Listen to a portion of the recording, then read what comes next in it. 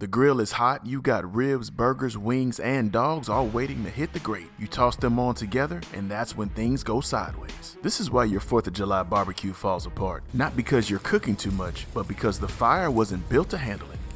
Different foods need different types of heat, and if you treat them all the same, something's gonna suffer. So let's fix that. If you want your cook to run smoothly even with the full grill, here's what to do. Tip number 1, match the food to the fire. Group together fast cooking items like burgers and dogs, and you can grill them directly over the coals. Ribs and wings, on the other hand, you might want to cook them together away from the flame on the indirect side.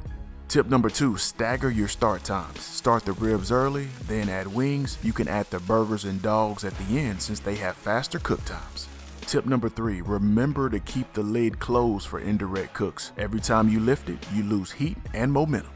Here's a sample game plan for you. Ribs on at 2 p.m. on the indirect side, wings go on at 3, then burgers and dogs go over direct heat at around 4:15. Around 5 o'clock, everything's ready, nothing overdone, nothing undercooked. That's how you bring order to chaos.